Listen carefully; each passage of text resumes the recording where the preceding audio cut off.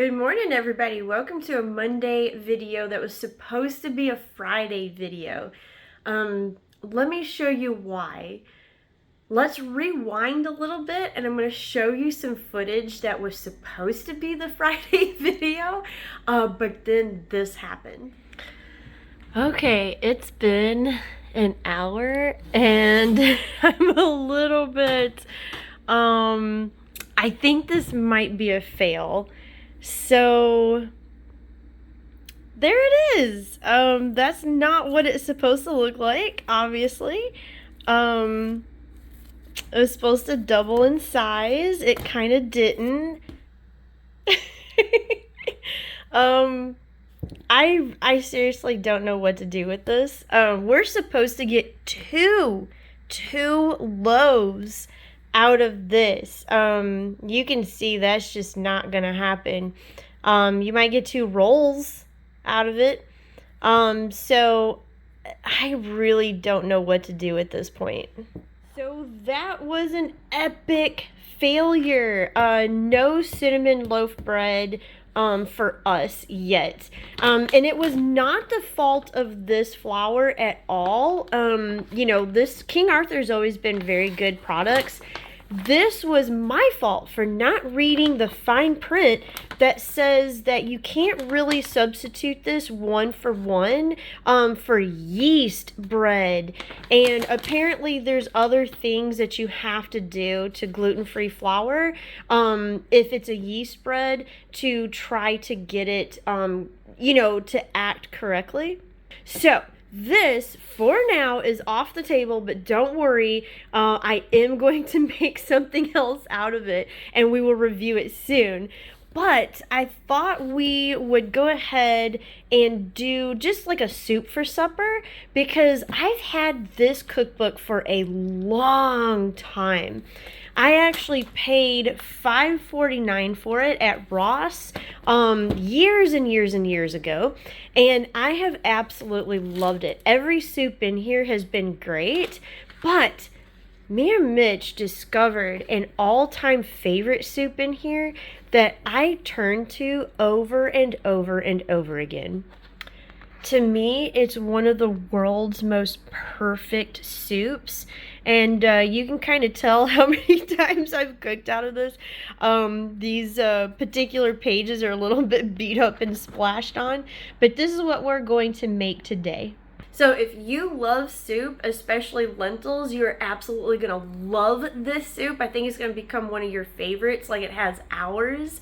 But first, let's go ahead and go out into the garden because I really want to show you what's going on out there. And here is the garden. I kind of wanted you to hear some of this bird song that's just going crazy in my backyard right now.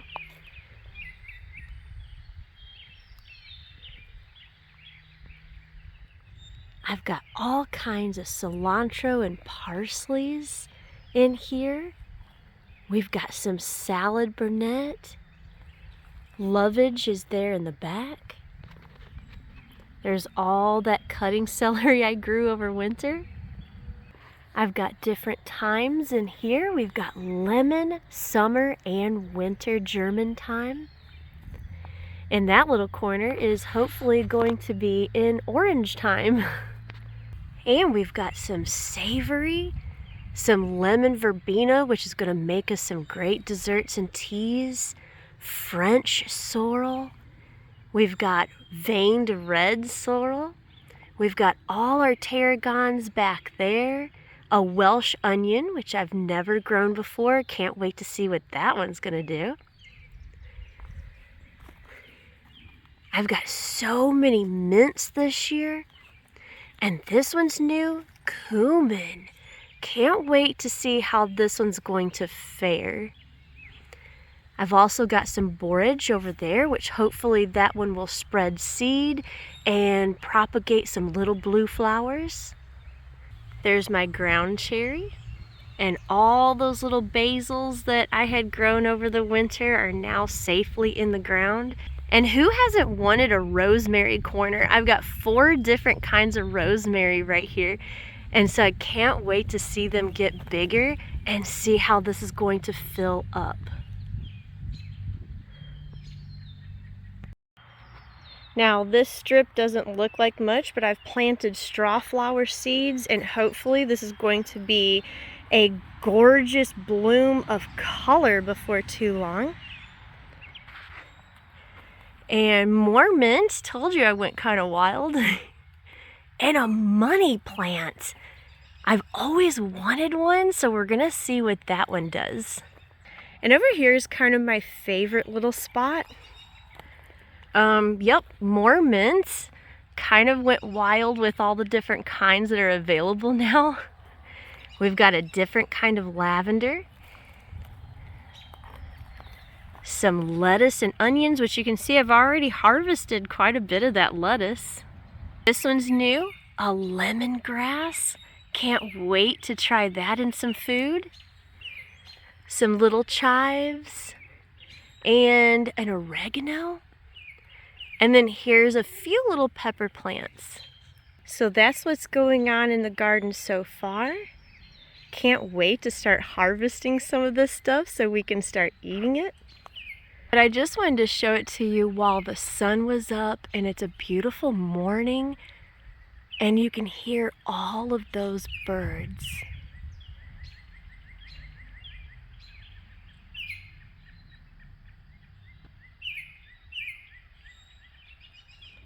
All right, I've got our ingredients out. This is a really simple soup to make, so you're going to really enjoy that aspect of it. I've already got the water started for the pasta, and I've already got the lentils in here. They need to boil for just a couple minutes, soften them up, and then we'll drain them and put in our other ingredients. Now I am making one substitution. I'm going to be using this gluten-free pasta, elbow pasta, because I can't find gluten-free orzo. So if I ever do find that, I'm going to stock up, because the orzo in this is so good. If you are not gluten-free, I highly suggest sticking with the orzo. But I'm going to try this as kind of an experiment to see, you know, if it's going to taste as good. I think it will, but I'm going to cook it separate so that I don't absorb all the vegetable stock out of the soup. And I'm going to put this in the soup pre-cooked. Now we don't have a lot of chopping that we have to do. It's just an onion, the carrots, and then the garlic. So let's go ahead and get that out of the way while everything is kind of heating up and getting ready to simmer.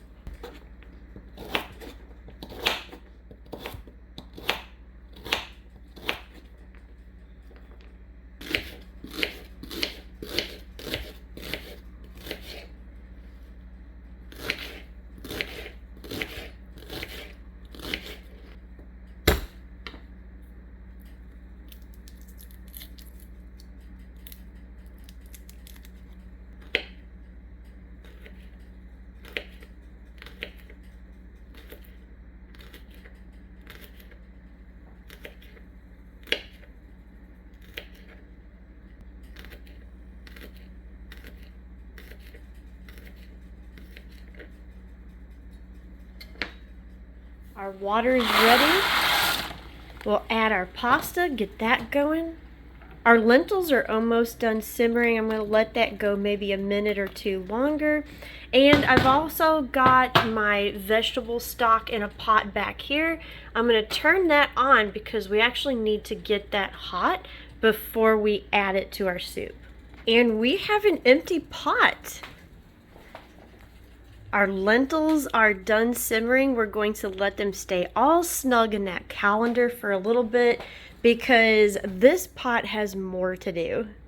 We're gonna put 2/3 of a cup of olive oil in it.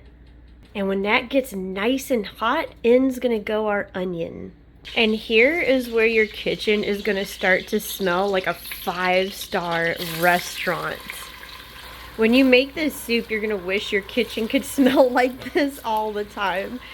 So we've got our onions going. We're gonna let these go for a couple minutes until they're translucent.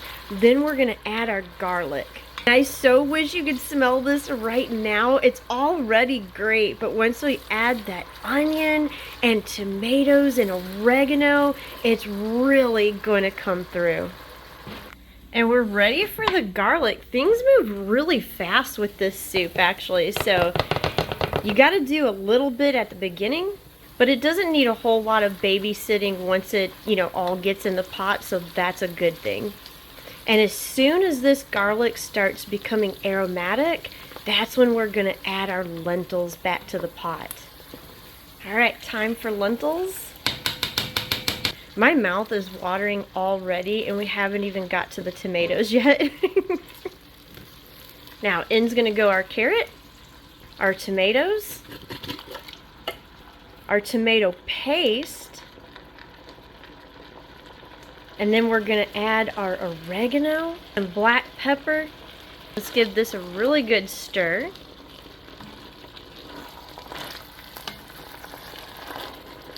And now in goes our hot vegetable stock. And this is just gonna hang out on your stove for about 30 minutes. And then we'll just have a couple other little things to finish it off, and it's gonna be ready to eat.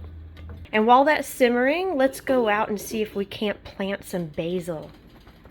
And it suddenly got very, very cloudy, overcast, kind of rainy. So let's head into the greenhouse and maybe hurry up because it could rain. I don't know. So first you'll have to ignore the mess. We're actually in the process of redoing the whole inside of the greenhouse.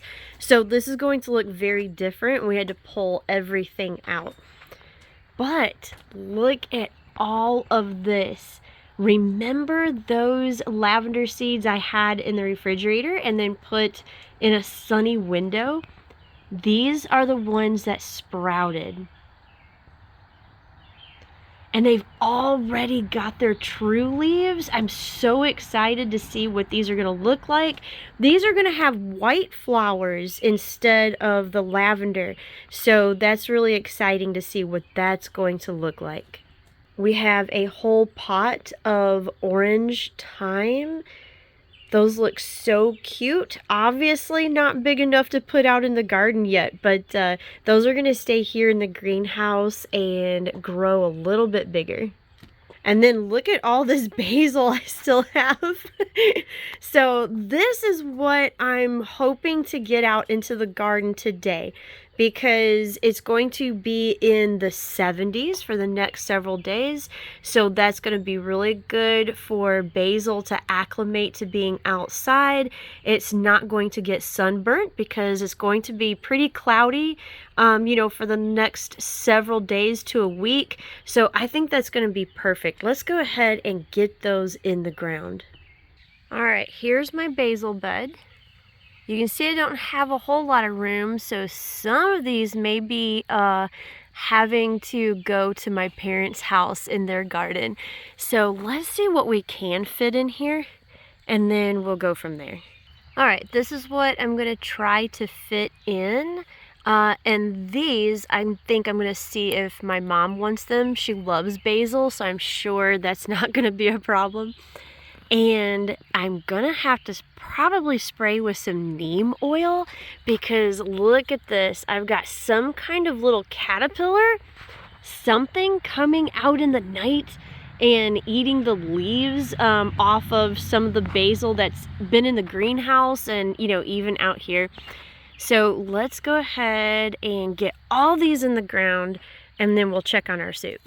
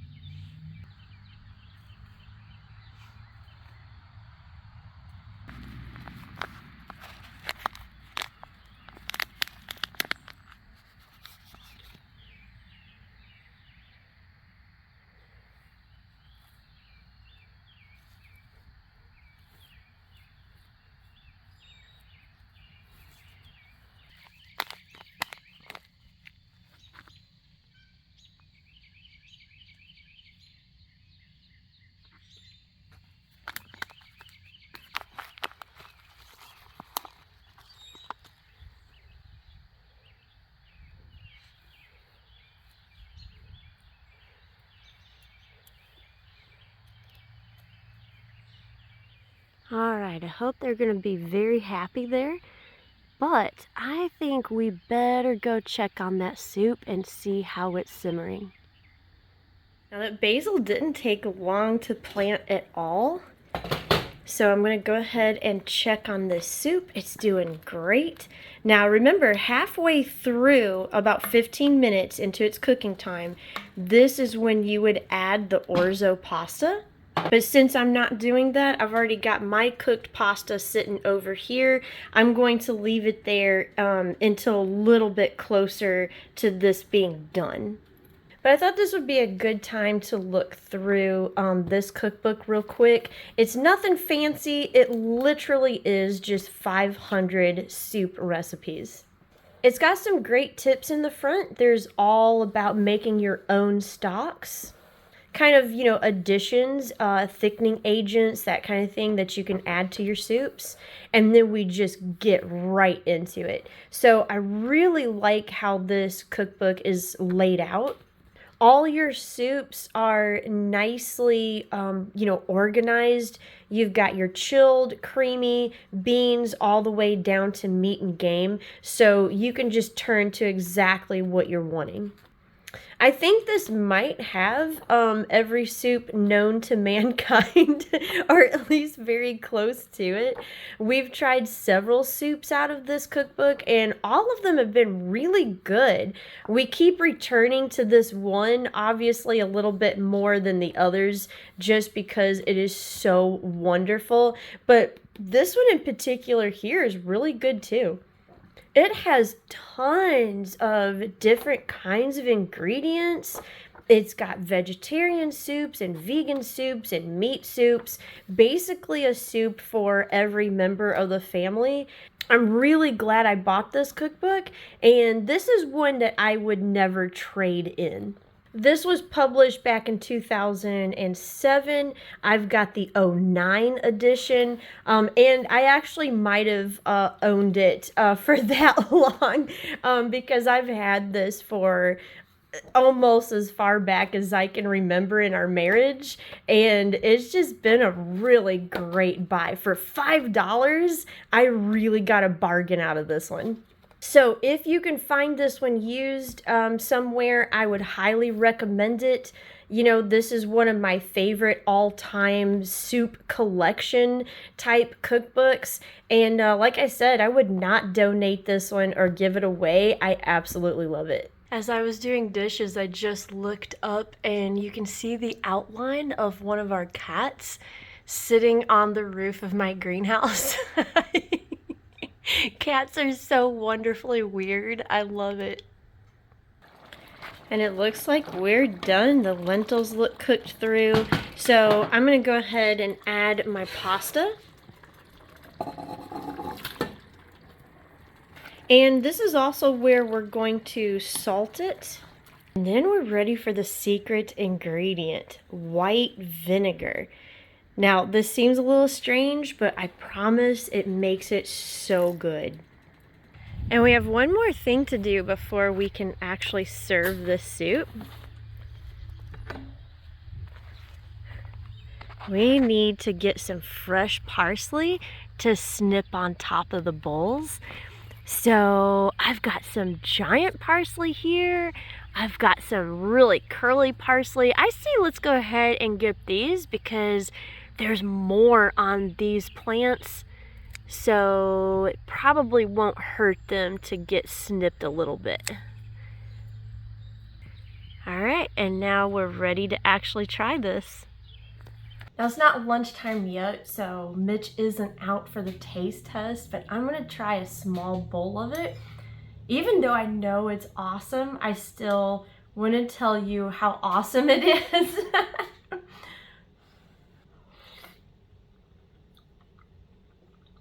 Mmm.